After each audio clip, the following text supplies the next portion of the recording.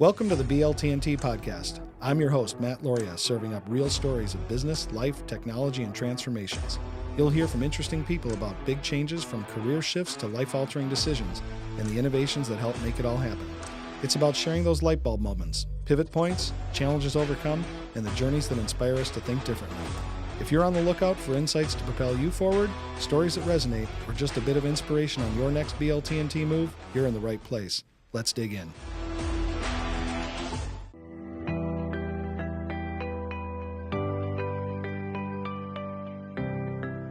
Okay, welcome to another episode of the BLTnT Podcast. I'm Matt Loria, CEO at Oxium and also a part-time podcast guy here at the BLTnT Podcast, where we're talking about business, life, technology, and transformations. And we're sitting here with Scott Eisenberg, who is you're a multifaceted human being. Oh, that's kind, Matt. Thanks. Appreciate being here. So, I'm really excited to have our conversation today. Yeah, me too. Explain a little bit about what you do on the professional front, because like I said, you are multifaceted. I know you're invested in a few things. You run a company. You chairman of a board of a couple of other companies. Can you explain that real quick so that everybody knows who we're chatting with? Yeah. So just background, I kind of grew up in the financial world. I was CPA, MBA. Started my career at Deloitte. And then I went to a small investment company where we were investing in small growing companies. And then I started my first company, and that was a boutique investment banking and turnaround consulting company. And so we were doing investment banking, which for us really meant mergers and acquisitions, helping people buy and sell businesses, and then also doing restructuring work when companies got in trouble. And what's unique about that, both of those are when the companies are having a need for that. It's a life event for the business. It's one of those once in a lifetime, maybe twice in a lifetime that an owner has to deal with these issues. So it's emotional. It's a really sensitive time for them. Anyhow, then we ended up merging half that company into a national firm, and then in which the national firm ended up getting acquired by a bank. And I didn't want to work for a big bank, and there was a lot of conflicts. So I ended up leaving and starting another company on my own, and the current company, Franklin Capital Advisors, which also does, again, investment banking and turnaround consulting. Okay. In between all that, I was doing investing in companies, started investing in some independent sponsors as they were buying companies, and generally been on the board of those companies. And then in 2017, I put together a group that bought a company that refurbishes enterprise IT equipment. This company is called PC Server and Parts, and they refurbish servers and workstations. They take old technology, tear them apart, put new guts in, and sell them sort of good as almost new. And so it's there's a great value proposition there. We can talk about that later. But I'm board chair of that company. So so I've actually started helped start 4 different companies. So I asked the question rhetorically, how many companies do you have to start before you can call yourself a serial entrepreneur? And I don't know what the number is, but most people agree that at least 4 kind of counts. Okay. I think that counts. I would say even more than 2 would probably get you there. Yeah, I think more than 2. I would agree with that. How many companies have you started? More than 2. Yeah, sorry. So we got 2 serial entrepreneurs here. There you go. Yeah. We've got some commonality. Also, the commonality though we found out too was because of the asset refurbishing company that you own. That's the world that I came from, and my brother still owns a company called Resource Partners, where they're an IT asset disposition or ITAD company, as you know, and that's where you guys actually typically will buy your hardware from. Those is kind of your stream of where you get your equipment to then further break it down, refurbish it, and then sell it to the end user. Exactly, it is, and it's interesting enough. I checked, and we do not do business with Resource Partners, but hopefully something will come out of that, and we will. Yep, I think. Well, either we'll let him wait until he watches this, and then he can ask me for the connection, or I'll just proactively make it for you guys. Sounds great. Okay, let's go back a little bit further. Thanks for that intro and the understanding of what you do, and I just want to make sure.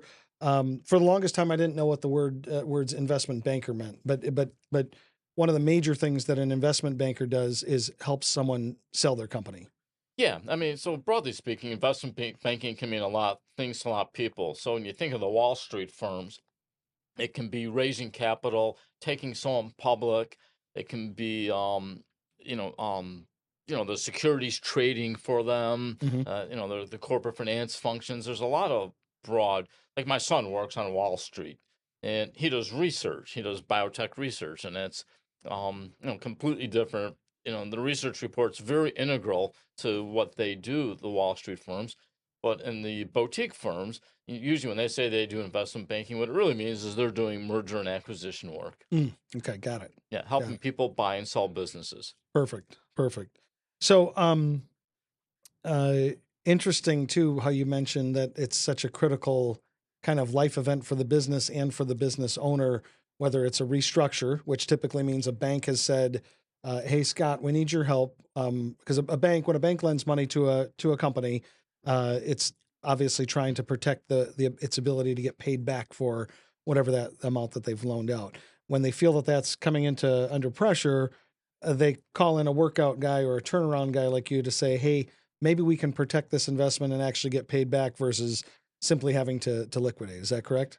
Yeah, so usually what I have found in the restructuring world that most owners, and you think of entrepreneurs, they've muscled through every challenge they've had for X number of years they've been in business, and they think they can do it again. And sometimes they can, but sometimes they can't, or the people around them have lost confidence, Mm, or they've waited too long to make some hard decisions, and all of a sudden they're in a challenging environment that's outside the scope of what they've normally been in. mhm. And so that's when a critical stakeholder, it could be a lender, it could be, if it's a private equity firm that owns a company, it could be the private equity fund.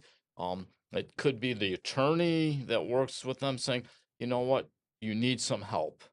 And that's usually what triggers us getting involved. Okay. Rarely isn't an owner saying, this isn't really going well, and I ought to get some help.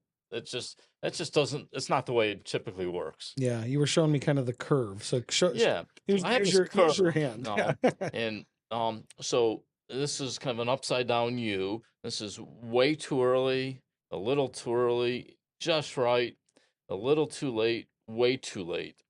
No one calls us here. Okay. Sometimes we get called here, and a lot of times we're somewhere along here. Well, the little too late to way too late when we get called in. And by the way, this curve also works for selling a business. As a side note, Mm, there's a little too early, there's way too early, a little too early, just right, a little too late. No one sells it just right. One okay. out of 100 maybe gets it just right. Okay. But you'd rather be a little early than a little late, Okay. because a little late leads to maybe way late, and then you get sued afterwards because Okay. things didn't go right. So you really want things to be a little before just right. But in the using this my turnaround curve element for it, the Your patented turnaround yeah, curve yeah, element. Yeah. right, yes, Yeah. it's you know one of the most important things you have is time. Time to implement change, time to do the things you want to do to get the business back on the tracks. And the longer you wait, the more time you've lost. Mm, Time dissipates, capital dissipates. And if you wait too long, what's going to happen is you're going to look up, and now the time that it takes to implement an option you may not have. mm. Like a great example, I'm just going to make some numbers up. You got a 50-person business and you need to lay off 10 people. Well, if you wait 3 months, you've just paid those 10 people for 3 months, and all those wages that you could have saved, that savings opportunity is gone. Mm. And now you've just shortened the window. And let's say you had 6 months to fix everything. Now you're down to 3 months to fix everything. And the pressure just Yeah, builds. right. The pressure builds, and the impact that you can have on those in those changes. You don't have time for the impact to actually accumulate the benefit of that. Sure. Sure. Yeah, that's got to be frustrating for you because you probably see a lot of very what would be otherwise viable businesses if you just got in Yeah. at the different parts of the curve. So yeah, and so what's the expression? I got in too early. Never said a turnaround consultant. Yeah, never. Okay. And then the other thing is, the companies are always worse than you think they are when you first come in. Oh, really? Always. I mean, Okay. that's it's the because let's say the lender's driving the train on hiring someone. Do you think the lender knows where all the warts are? Not a chance. Right? Do you have a bank in your business? We do. We Do you, do. We're luckily we're not into the line or anything like that. We're not borrowing right now. but So you've been up and down. You've absolutely. had times where you've used it, Sure. and you've been times where you've been sweating a little, right? Sure. We all have. Every Yep. owner. If any Yep. owner says they Yep. haven't sweated, they're lying. Yeah, not necessarily in this business, but in But in a my business, previous one, yeah, absolutely. Yep. every business Yep. that's out there, at some point you hit a point where Jesus, it's not going the way I was hoping it Oh, was sorry. going. I've sweated plenty in this business, just Right. not particular with the bank, Right. but in other areas, absolutely, Yeah. and with my own capital, yes. Right, and your lender has no clue how bad it really is Correct. when you're sweating. They have Correct. no bad. They have no idea. All they see is the numbers. They don't know that we got so lucky on this thing, and God, if this thing doesn't come together, we're screwed. Right? Right. They don't know Right. any of that. Right. So think about it. So the bank's filter is saying this is bad. This is a problem. We got to bring a consultant in. So they tell the owner, they give him 3 names, call 3 people, pick someone, and so. Now the owner, of course, they're not going to open up their kimono and say everything's really bad to someone coming in, especially someone that the bank recommended. Right. Right. Yeah, So, they're viewing you as the enemy along with the bank, huh? right. So you get out there, you're there your first week, you start going through things, and all of a sudden you go, holy cow, this is, the bank thought it was, here. No, it's here. Oh yeah. It's far worse than, that they thought. And that's 90% of the time. It's worse than they thought. Yeah, and I guess it makes sense. I mean, even just with financials, right? Even the financials that they're receiving are probably 30 days past the last true event that's even happened in the organization. They're not getting Right. really daily financials per se, and even if they are, it's not the full stack, and so Yeah. and they're not doing the Exactly. full look either. Well, and then then Matt, we also have is you don't have that in this business, but you have it in business that has inventory. There's always garbage in the inventory. Of course. There's always old, obsolete stuff, and no one really, the bank doesn't. They may or may not have their arms around how bad it is, but they, there's always challenges beyond what you think there's going to be Got it. in that process. Yeah, I wouldn't have thought about that, but it makes a lot of sense. Yeah. Interesting. So how do you parlay that then? How do the two, I mean, it seems like they'd be symbiotic, the ability to turn around an organization, go into it, figure out what's going on, but then also from a standpoint of either readying a business for sale or representing a buyer, perhaps. I'm not sure what sides you deal with on that, but how do those two elements really parlay well for you? It's a great question. So I mostly do sell side in Okay. terms of the M&A work I do, and some of the M&A work I do will be distressed M&A. So sometimes that's the avenue out is sell the business. Hmm. You hit a point where your capital is tight and you're maybe it's not the right owner anymore, and the right answer is exit the business, and that's probably 20-30% of my turnaround assignments maybe turn into Okay, turn into a let's sell the actual sell. business. Yeah, let's sell the business. Okay. And still maximize the monetization of the value of that business. Sure. So when you think about just selling a business, there's a couple things. One, the more prepared the business is for sale, the better. And so what does preparation mean? It means you got good systems, you got good processes, you're making, hopefully you're making money in that situation. Sure. It'd be nice in a perfect world, you have a diverse customer base, you have recurring revenue, and some things can be changed in a business over time, or you have that, some can't. Let's say you're an auto supplier and you're all on GM cars. It takes 3 to 5 years to change that. If you want GM to be no more than 20-30%, that takes several years to change. And if you decide, I'm going to sell next year, you're not going to change that. Yeah. So, so what the things are that you can change are the systems and processes and procedures. And that can be a lot of times when companies have trouble, or their systems, processes, procedures, those are the things that are broken in a lot of those companies. So you had told me an example of a company that you worked with that kind of didn't think they were going to be able to turn around, and you helped them well, and maybe I just inspired them to renegotiate with some contracts with a vendor of theirs or with a buyer. I can't remember exactly Yeah, what it was. Can you it was a can you customer. So fill yeah, us in on that one? so you know Because I what's thought that was a great story.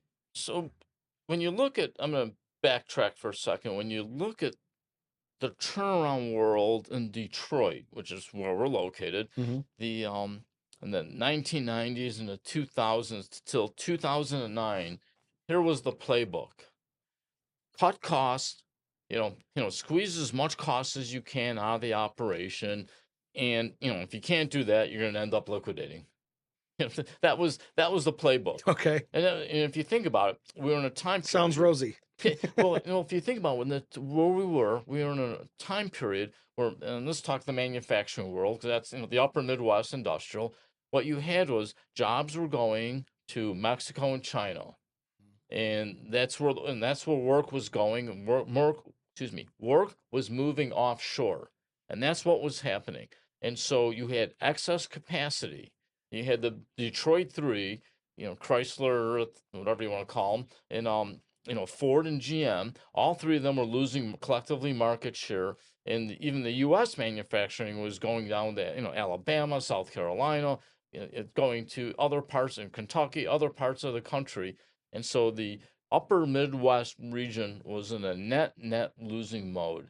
And so there was excess capacity. So the buyers at the OE automotive companies and the large tier ones, their playbook was, I'll play you against the next guy, and I'm going to find someone who's going to do it for a lower price. Hmm. And it was a race to the bottom because there was all this excess capacity. And so that the playbook was you had to be the lowest cost provider or you ended up getting liquidated. Mm. That was effectively what happened for like 20 years. Wow. 2009, Great Recession, GM and Chrysler have their bankruptcy. They come out of bankruptcy. All the excess capacity gets rationalized. And all of a sudden now, if you're a stamper, they need you if you survived. If you're a roll former, they need you if you survived. Mm. And if you're a die caster or plastic injection molding, all this excess capacity gets squeezed out of the system. And so for years, there was an equilibrium where they all did pretty well together, all through the 2010s. Interest rates were low, they were selling cars, and it was a great equilibrium. And then you have COVID, and COVID disrupts supply chains. There's inflation, and all of a sudden things are different. And the playbook wasn't all about when someone got into trouble. It wasn't all about just managing your cost. It was also managing the inflation side of your business, which means you got to go to your customers and get price increases. Mm. So the client that I'm talking about actually is not in the auto supplier, but they're a metal stamper and they make a consumer product and they sell to a large retailer as a big chunk of their revenue. Okay. And this company is losing a lot of money. Technical term, a shit ton of money. That is a Yeah, technical term. very That technical term. translates all across multiple industries Yes, as I well. think everyone across the globe understands what I'm talking about. And so they're losing tons of money, and they're selling every asset they have in the business. They're burning the furniture to heat the house. And that's until they ran out of furniture and they're out of money. And we kept telling this client, you need to go to your customer and get a price increase. And they kept coming back to us saying they'll never do it. And so, well, this is not sustainable. And when they ran out of money, we literally got to the point where we're going to we got to prepare a liquidation budget. It's time to liquidate Because the this essence of business. this was the steel price had gone up, Steel price had gone and up. the price to the customer had not Right. gone up. Steel prices went up for roughly 50%, plus the freight charges and just warehousing costs. I mean, everything along the way, labor prices, Sure. insurance, everything's going up, and they're getting like 5% price increases. And so we meet with the owner and say, let's do a liquidation budget. And he says, I don't want to liquidate. I said, all right, then go to your customer now and tell them you need a 30% price increase.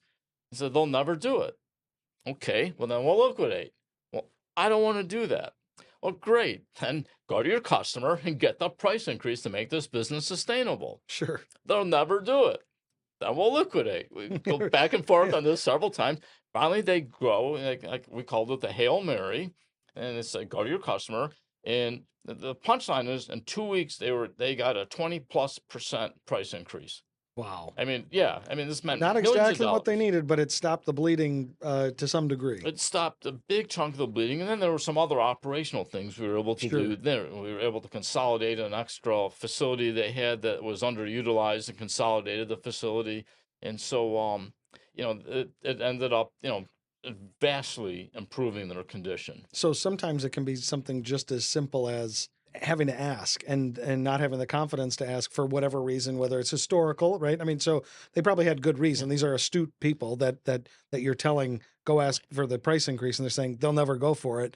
They obviously believe that for some reason, Well, right? It because probably wasn't unfounded. right, they have the big customer, and the big customer, a lot of people are afraid of the big customer. Mhm. It's, the big bad wolf, and you can't, you can't, you can't negotiate with them. They dictate terms, and there is a lot of that.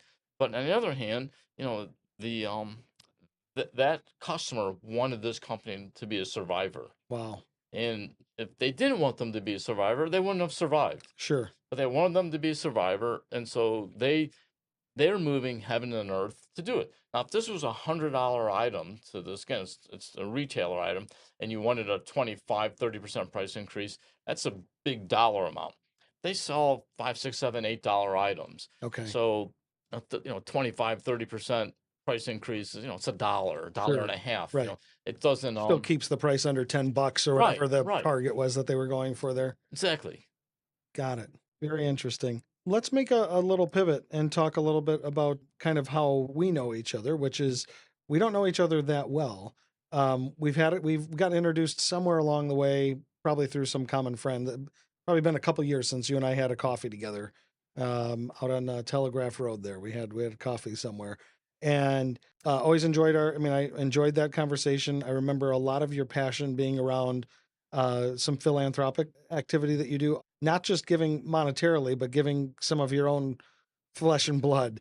And so I always see you on the social media, kind of talking about doing that.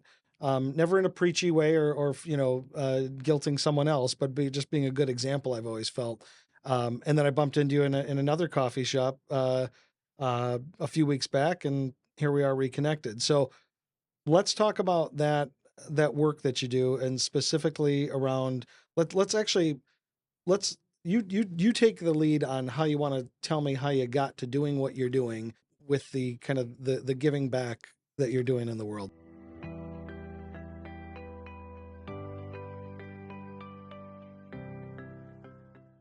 This episode of the BLTnT Podcast is sponsored by Auxium, business IT and cybersecurity designed to outsmart chaos.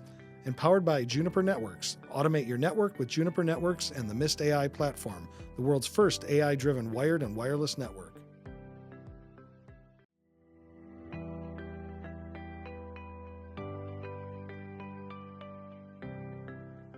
Sure. I'm going to zoom out a little bit to start with and say I was raised in a house where the family always did some sort of charitable. There was always charitable activity Okay. going on. One of my fondest of memories was one of my parents' really good. This is not a fond memory, but one of my parents' really good friends had a son that died very young of cancer, Okay. and they started a City of Hope chapter. Okay. And one of the things we did, there was it was a fundraiser. They deliver these lox boxes. You get bagels, lox, cream cheese, maybe a coffee cake in a little box, and we'd go deliver them. My dad and I would load up his car, and we'd put 60 or 50, 60 of those boxes, and we go deliver them. And it's funny. It's the things you remember just about growing up. And so I'm maybe 10, 11, 12 years old, and there's some kids down the street playing with a ball. My dad's driving, and he says, you always got to be really careful when kids are, with the ball, because, you never know what happens. I swear to God, sure enough, the ball runs in and goes in the street, and the kid just runs right out without Oh, looking. jeez. And my dad's, 100% prepared, hits the brake. And I probably have told that story so many times, it just left such an impression on me. Of like, he says, you got to watch this, and boom, it happens. Well, your dad goes, "Ah." Yeah, yeah, but yeah, I called that I one. don't even think he's not alive anymore. But at some point, I shared that story with him, and he didn't even remember Oh, the that's so event. funny. Yeah, right. But it's like it planted on my Oh yeah, forehead. yeah, Yeah, he right. didn't You remember. can't drive through a neighborhood without being Yeah, 360 probably right. at all Watching kids times. football, slow Yeah. down, kids football. So anyhow, so we were always doing that, and you know, and so one of the things that in this, and I apologize if it sounds preachy, but It's okay. you know, I was, Preach. Use yeah, this as your pulpit. yeah, you know, I'm Jewish, and there's a Jewish expression, tikkun olam, which is repair the world, and that's just it's a real fundamental principle of Judaism, and I just find that I've always really been thankful for what I've had, and thankful for that I'm able to help. Mm. And I just find, I love helping where I can, and sometimes maybe more than I should, but some. So so that was sort of like in my DNA. So it's just to help. So you were referencing my blood donation Yeah. earlier, and my mom donated blood, every so often when I was younger, and I really didn't pay attention to it other than mom gave blood. And I don't know, 19, I'm not sure if it was 92 or 93, there was a blood drive in the building I was working in. And I said, I can do that. Yeah. That was number one. 2 years later, there was a blood drive, I think, in that building or another building. And I was like, yeah, I can do that again. And I did it. And maybe 6 months later, said I can do it again. And anyhow, next week's number 93. Wow. And so, I like tongue in cheek say it's how I keep my figure. But it's just a good thing to do. It helps people. It saves lives. Well, and you must be not on certain medications or anything like that, right? Because there's certain protocols that people have to Yeah, you have to pass through certain gates to be able to even give blood that's then usable. yeah. It's not. It's less tied to medication. Although I don't take any medicine. I'm just knock on wood. I just don't. I'm very blessed in that regard. Sure. But you have to meet certain health criteria and all that, and so right. Well, you can decide if you want to keep this in there, but I'll share I'll share a weird experience. They test your hemoglobins. They put a little pinprick in your finger. They take 2 drops of blood and they test your hemoglobin. And this has happened twice to me now. Where it came in too low. Okay. And I'm a vegetarian, and and I don't always get all the right protein, and so it came in low. And so I just said, I looked at the person. They're allowed to retest once to see if you requalify. And I said, all right, I'm going to psychosomatically move the hemoglobins down to my fingertip. I'm just going to go like this, and I'm going to move it down to my fingertip. And they look at me like I'm like so drugged out. Right? Right? Like who's this wacko? Both times they retested, and I was fine. Come on. Seriously. That's Yeah. awesome. Yeah. So it's like, all right, let's go. Let's give the blood. Love we're it. Good. Yeah. That's great. Yeah. That's great. We got to get that on video. We'll have to send next time you go. We'll have to send Jackie here with the Right. with the cameras and watch that in action. Right. So the last couple, I mean, that hasn't happened real recently. Maybe it might be 2-3 years ago or so. Uh-huh. But it's happened twice. So like retest, and we're doing it. That's great. That's great. So you had told me, we'll talk about your family a little bit here. Married with kids. Let's talk a little bit about that. You told us that your kids are in New York, but really want to get you to the point after you explain about wife and kids is what your wife is doing and how you're involved with that. Yeah. No, so yeah, married for this June's going to be what? Yeah, June. It'll be 40 years this June. So June 6th will be our. Okay, we're June 11th, so. Oh, good for you. So Well, it's a we're great time close. of year Yeah. to get married. Yeah. Yeah, it's great. Yeah. And how many years are you guys? Oh, come on, don't put me on the spot like that. 2010, so this will be 15. 15. Oh, And congratulations. I picked the day when I called the church. They gave me some options, and June 11th was one of the options. And so I said, "Oh, perfect. June 12th is my birthday. No problem. Yeah. I'll never forget my anniversary." My wife and I forget our anniversary all the time because That's we have the kids are just getting out of school, and she was always a teacher, and whether Yeah. she was teaching or we had kids in school, and right now we have kids in school, and then Father's Day is coming up and everything around that time, and so the anniversary gets forgotten sometimes. But luckily, it's both of us forgetting. So right. That's okay so then. Right. and nobody's mad. Right. Yeah, so we've been married 40 years, Wow. and we have two kids. One's 31, one's 28. They both live in New York. I said my son, he's the younger one. He works on Wall Street and is the biotech research. My daughter helps run an art gallery. And she has a lot of passion for art. She loves it. Loves New York City. Between the two of them, they make an average wage. He's way high, she's way low, but it all works out. And hey man, my wife was in healthcare administration, got her a master's in healthcare administration, which is part of the School of Public Health at U of M, and worked for U of M hospital when she first got out of school, and then ultimately went part time when our daughter was born, and stopped working when stopped working out of the house, when our son was born, Okay. and when she wanted to re-enter the workforce, she didn't really want to go sit behind a desk. And she tried a couple different things, and it wasn't really finding success or anything. And her mom had a very terminal, very terrible case of MS.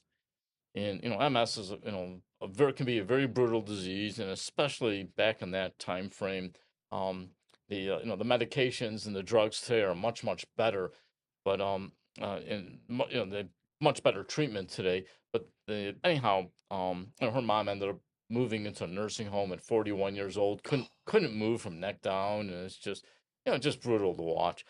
So somehow my wife got her. She and I both were big yoga practitioners. She started taking training to become a teacher for yoga. The teacher training, Sure. and then morph that into teaching MS patients yoga. And it's a completely different world. The MS patients, some of them are using walkers, some are on wheelchairs, like canes, and they're not the same healthy bodies that you see in any of the the traditional yoga studios. Sure. And so she developed that in a specialty, wrote a book, 400-page book. It's like a phone book. Um, if people know what phone books are anymore. I remember. Yeah. And so this 400-page book, and it has a picture of what would look like a normal person doing a pose, a healthy person, then a person maybe who's using a walker or a cane, Mm. how they would do the pose, and someone who's maybe who's in a wheelchair, how they would do the pose. So she has built up a whole community here of teachers that she's trained. They have, I don't know, 6, 7 different classes around different parts of town. And they are helping people who are really not only, fighting a terrible disease, but they're creating community. Mm. Somewhere along the line, then she started adding Parkinson's. And so she's also doing a lot of Parkinson's classes now. She's partnering with the Kirk Gibson Foundation and doing classes for the Michigan Parkinson's Foundation. Kirk is opening up a center in Farmington Hills. She's working with them for those classes, and Kirk's helped his foundation is underwrote some grants that they can put for on-demand classes and other things with the website. So she's really plugged. They don't charge for the Yeah, that's what you're classes, saying. Because of course, I mean, a lot of times when you're dealing with these debilitating diseases, you don't have money coming in. right? So she doesn't charge for these classes. No, it's donation only, and so they're always they got paid teachers, and so if you go to a a, um a traditional yoga studio, there's one teacher, it could be 10, 20, 30, 40 students, doesn't really matter. They try to have 3 teachers for 10 students because they want to make sure, first of all, no one gets hurt, the coverage, you need a different staffing ratio. And so so yeah, they're always fundraising, and they put on these wellness events just to create community awareness, and that's pretty cool. And has she enlisted your financial help as the accountant and whatnot? Yeah, so first of all, I'm on our board, and then I help with some of the I help with a lot of the financial things, and it's great to support her in what she's doing. Mm. Mm. That's awesome. That's so fantastic. I just love that you guys have kind of this, well, like you said, this building a sense of community, that you're giving back, and you're kind of like the no moss is growing on you, as the Rolling Stone, right? Yeah, it's funny. We're both wired the same way in that we don't sit still. We're maybe don't sit still as much. I probably she sits still better than I do, but we're both just we're we're not into let's go play cards, let's go golf or whatever. We just like to be really productive. We work hard and we enjoy it. That's great. That's great. Um, you also told me, and you mentioned Judaism, charitable groups that are specific to the Jewish community. What do you Yeah, do I got there? involved. There's a group, the Jewish Federation of Detroit. And so I call it like the United Way of the Jewish Community. It's the umbrella organization that Okay, raises money for social organizations. Been very involved with that really for a long, long time. And it's been really it's great. You get a lot back from being involved. I've met all kinds of really interesting, bright, and articulate people who are plugged in that I might not have met otherwise. And you're doing good. And it's kind of funny. The first exposure I had was a hayride with the residents of they call it JARC, which basically are mentally handicapped children, okay, and so it was a hayride with them, and that was my first exposure to sort of this, and I was like, wow, this is really cool. How can I get more involved? And good for you. That's yeah, fantastic. so I don't know if you know this, but so I'm not a Detroit native. I'm a Chicago native. And when I moved here, I knew no one. No. So we moved here because my wife's mom was said terminally ill. We just got married. We're in Sure. Chicago. We get these phone calls. Come home, your mom's dying. She's got an infection. This is it. And by the time we'd get here, the antibiotics would kick in, and all right, we go back. So we came home from our honeymoon. Mm-hmm. The next morning, she gets a call, come home, your grandfather's dying, and he died a couple days later. Okay. Um, and so on the way back, as we were driving back from the all the family visits and all that, my wife said, I really need to be here for my mom. She's not going to live long. It's going to be a year. Well, let's go. We'll do that, and then we've always talked about moving to a warm climate, and let's go do that. Well, that was 1985. We moved here. I'm still here. I'm doing the global warming happy dance. Sorry for the people in Florida. Sorry for the people in Texas, but bring on the warm weather here. And but was interesting, so I knew no one. And my aha moment, and we all have these.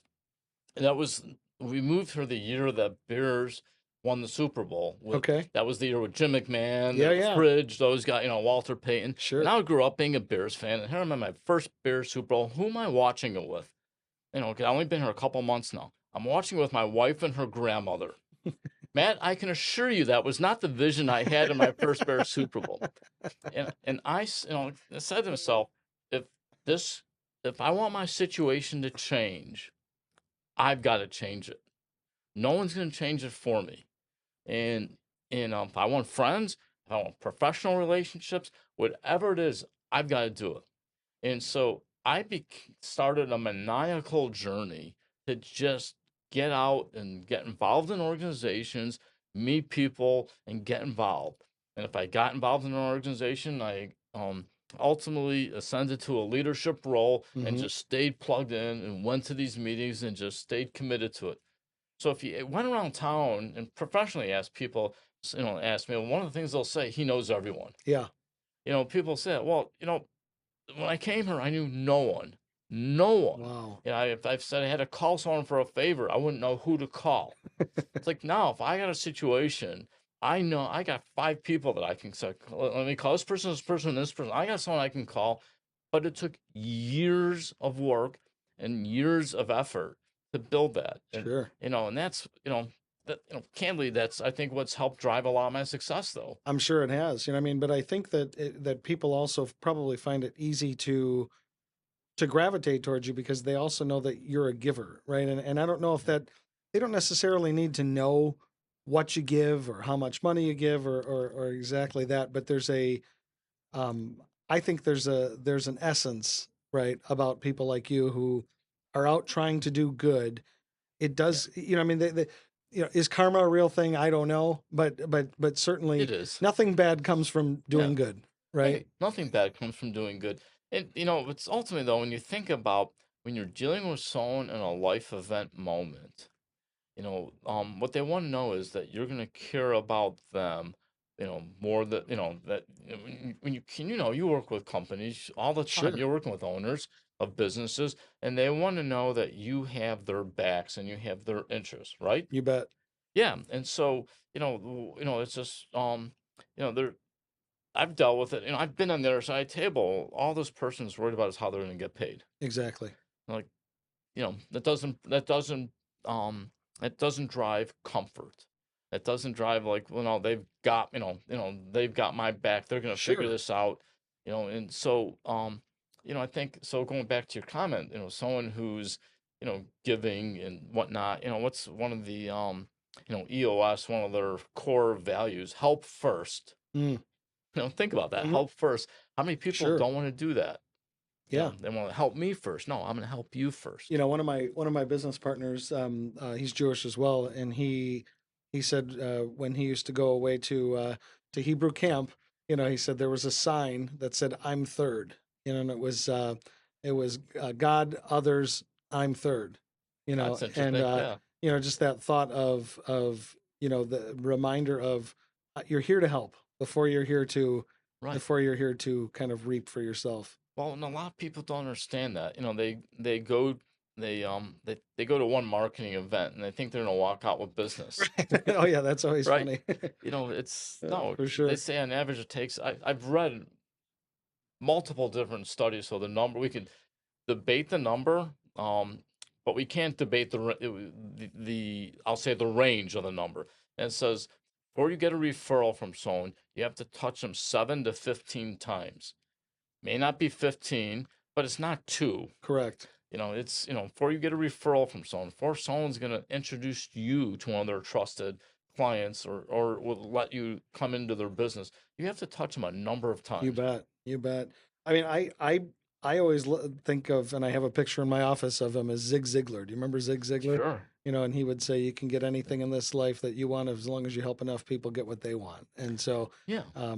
what goes around does come around. I feel like I think you're proof of that. So I'm going to stick with that belief. Um, I'm not going to talk you out of that belief. you won't. You won't. You won't. You won't. So you mentioned EO. I'm a Vistage member. You've mentioned that you're involved in EO, or at least were or are. I can't remember. Yeah, it was. I was a Yep. member from like 98 to 2011, something like Okay. that. Okay. Great. I was chapter president and Yep. Raising to the top into yeah, those leadership roles, just like you on the said. global finance committee, Perfect. Yeah. Well, so at least you're true to form, right? So you're consistent, if nothing else. Yes. I often ask people about this. Is that in those peer groups, because they are an investment, right? You're investing your time. You're investing a lot of listening to what is going on in other people's worlds. You're offering advice. You're getting advice, back and forth, and of course, you're growing your network. But I always say that there's these intangibles or these kind of unique moments where something comes out of it that you never expected. And whether that's whether that's a let's just go as simple as the referral lead, right? I always laugh like when I first joined into my group, I passed judgment and I said, and I'll probably never get anything out of that guy. Like in terms, I'll never learn anything from him or whatever, or that person over there. And then one day they thump you right between the eyes with some of the best advice or the best connection or whatever it is that you need.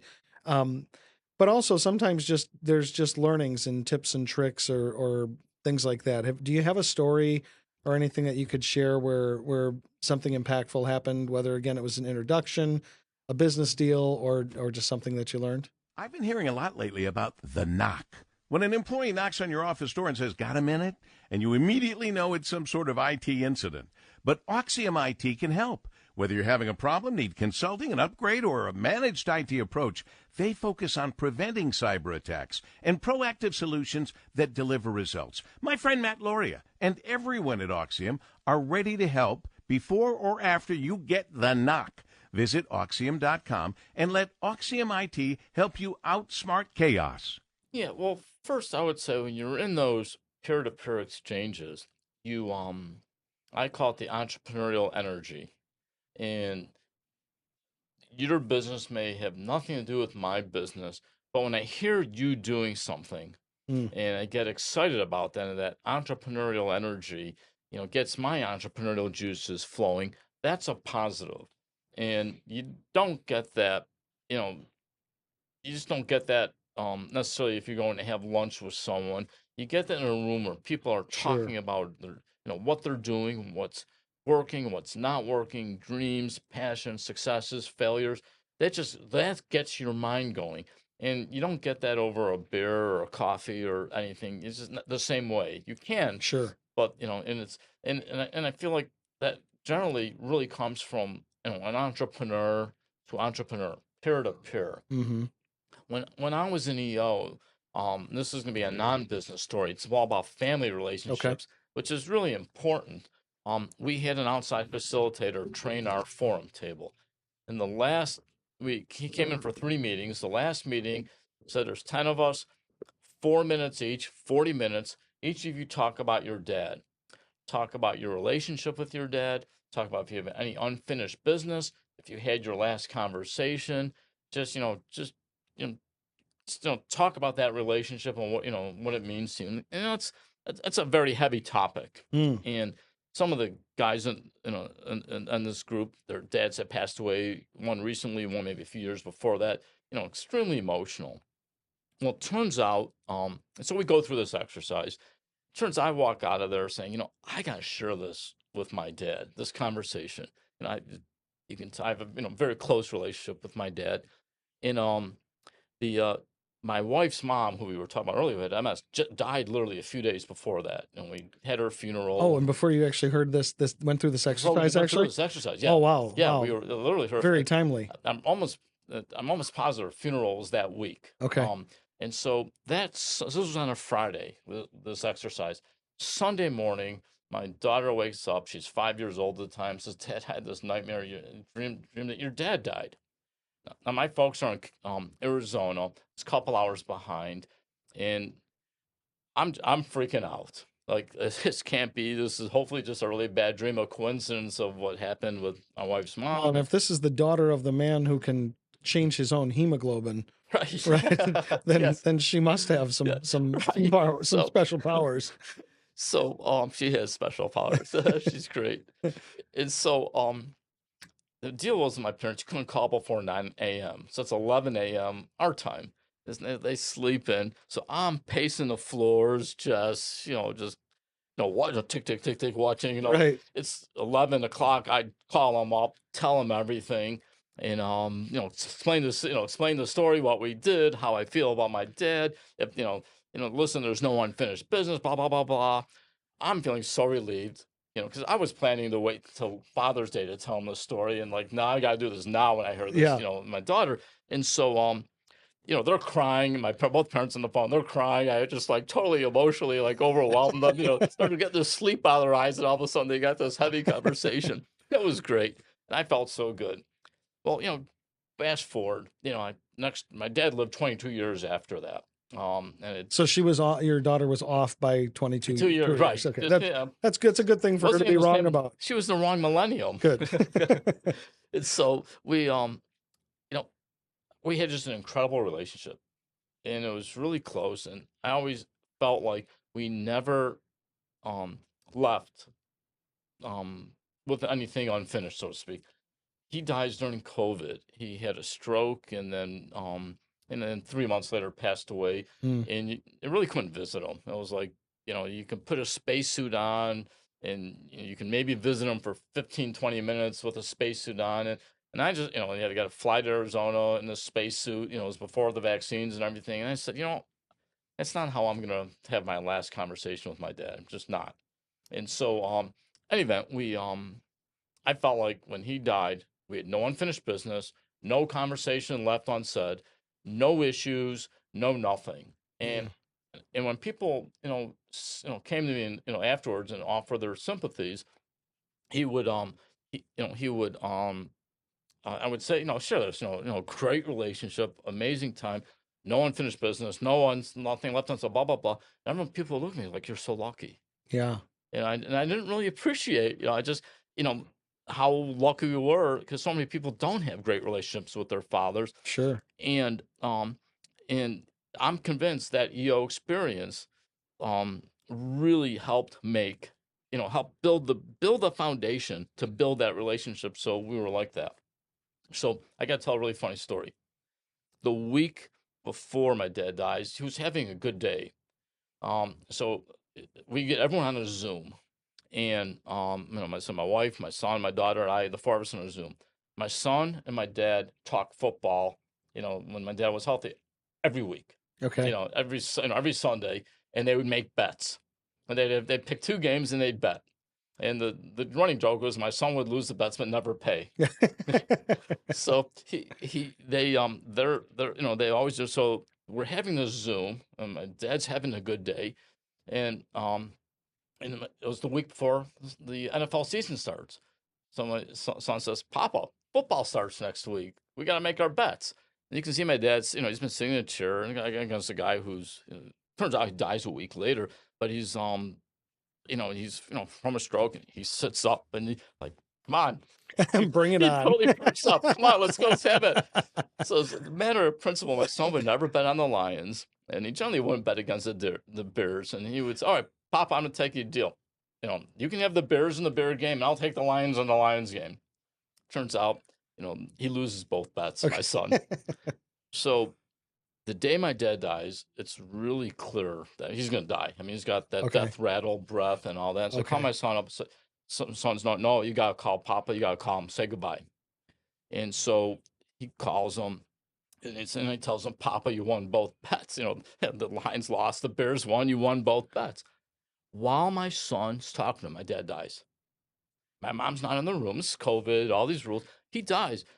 And so my son calls me up. He's, crying hysterically. "Oh my God." And so, he died. I was talking to him, he's really sad. And I said, "Noah, let me flip this around here a little bit. First of all, you were with him when he died. He didn't die alone. Think about that. Yeah. You took the role of you were with him. Second, last thing he heard was the Bears won and he beat you on two bets." I got to tell you, he went down with a smile, bud. He went down with a smile. That's And so fantastic. it totally flipped the script with my son. And he talks about that now in a positive sense. And then when we got to the funeral and the burial, my son took $2 out and he paid him. Oh, that's It's awesome. the last time, so he paid the last bet. He Yeah. made good, huh? Yeah, he made good out. Yeah. That's great. Oh, Yeah. thank you for sharing that. Yeah. Can you explain that exercise once more for me? Yeah. The exercise that you guys went through as a group? Yeah. So each person 4 minutes, talk about the relationship with your father, Okay. anything left unsaid, any unfinished business. If you were to have your last conversation, what would you tell him? And that was generally it. 4 minutes. And what he actually said is, and if you don't take the full 4 minutes, we just wait. You just leave empty space. Okay. Don't say I'm done at 3 minutes and go to the next one. We waited full 4 minutes. It was really powerful. Wow. It was Wow. really powerful. Don't you find, I mean, this is one of my favorite things about even doing this podcast, but just I feel exceptionally blessed that I have a network similar to yours, right? Where I can pick up the phone for pretty much anything and somebody can help me out. I'll tell a story about that in just a second, but what I want to make comment on here is the depth of people, right? That we, I was a psychology major for a stint, and Oh, cool. and I loved psychology, but I'm a finance major by my real degree. But the attribution error, which is we attribute anything bad that someone else does to them being a bad person, Yeah. and anything we do bad to circumstance. So. Right. If I trip, it was because there was something on the sidewalk. If you trip, it's because you're a dummy, Yeah. right? I mean, that's how our brains think, and it's just a psychological phenomenon. It's typically to our detriment. And so, walking around and just thinking, always thinking that we're different is kind of a funny phenomenon. I always think too. We all think we're so uniquely individual, but the depth that you find when you invest in relationships with people and sit down and talk with them is just mind blowing to me. We had a Vistage chairperson who was my brother's Vistage chairperson. We're in two different groups, and he would say, if you get the chance to drive with somebody for more than 30 minutes, you take it every time. Okay. Yes. And so, I've had friends who said, hey, they're going up north the same time that I'm going up. Why don't we drive together, right? And I'll have them drive with me or whatever. And the things that you learn on a long car ride are just so amazing. And I feel like I get to do that a lot with people, just in my general life of going out and getting to know people, but also this then just even gets it further down to where it's like, man, everybody has such a special depth to them that you would never guess on the surface. So it's such a true point about that. The In spending time in a car, turn the radio off Mm-hmm. and just talk. So when I worked at that investment company, Could you say that louder so that my kids? Can you say screens and make sure my kids hear that? right? Okay. It's the investment company that was in between Deloitte and starting Amherst. We had a really incredible board of directors, and one of the guys on our board was a group vice president, a retired group vice president from GM Okay. that ran the whole tech center, all technology, from the top 10, 15 employees at GM. And he started there during GM's heyday and probably retired around 1985. So, he saw, the good, the bad, the ugly, Sure. And every so often I would go with him to bring him along to look at a company that we were looking at investing in. And it would be sort of like bring a board member to go see the company. And the longer the drive with him, the better. Oh, that's great. The stories he had and stuff, I still, I only did this a few times with him, but I still remember those so vividly. And, such a great guy. It was so interesting just to hear his stories and get his perspectives. Love it. Love Yeah. it. Yeah. And I mean, you're building lifelong memories. You're building, your lifelong learnings that you're then passing on to someone else as well. And so I think Yes. it's just fantastic. Yeah.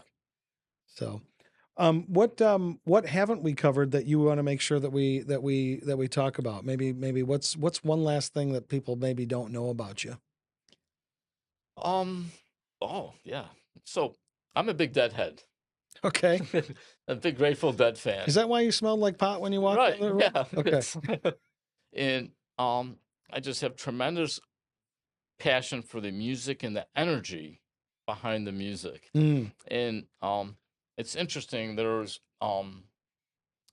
the Dead recently got recognized at the Kennedy Center for whatever those awards. Some awards are given out, and they just got recognized for something called Music Cures. And Music Cures, I guess, is a organization. I'm not sure I can fully articulate it really well, but as I understand it, support up and coming musicians. Okay. And it was a fundraiser. It was a fundraising week, and the Dead were, the remnants, the survivor members of the band were there, and supporting the organization and whatnot. And Bob Weir, who's one of the lead singers, plays rhythm guitar, he quoted Jerry Garcia.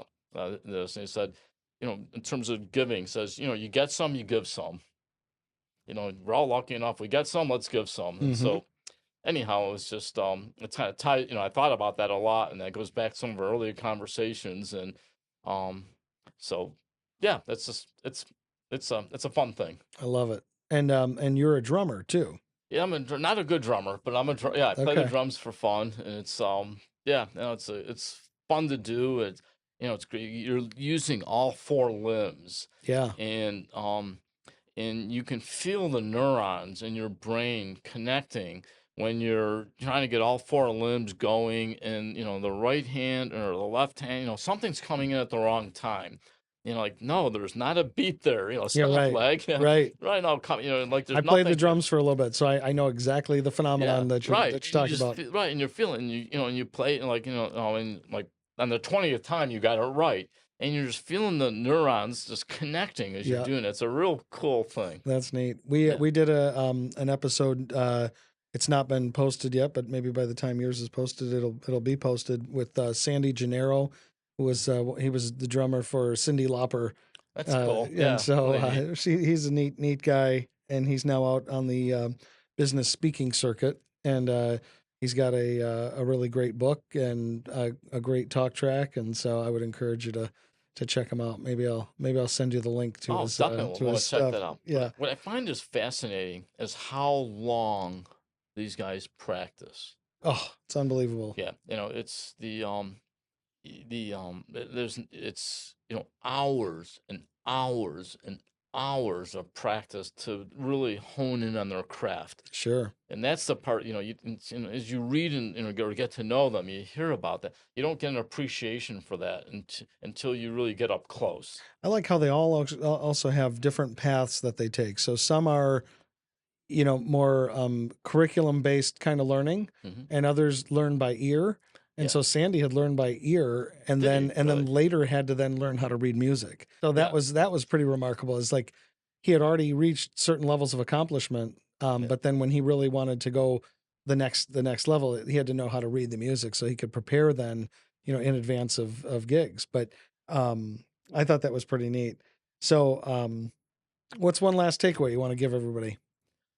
A little bit of Yeah, I think Scott knowledge. yes. I say buy low, sell high. Okay, we'll Do go it with in that. volume. When it comes to charity, it's better to give than have to receive. A lot of us have a lot to be thankful for, and we should be thankful for what we have, and be our health and our good fortune, and it's we should be kind. Be kind, be gracious, huh? Yeah. Awesome. Well, thanks. Well, Matt. thanks for doing this with me. It's been a lot It of was fun. Thank you. Thanks, Scott.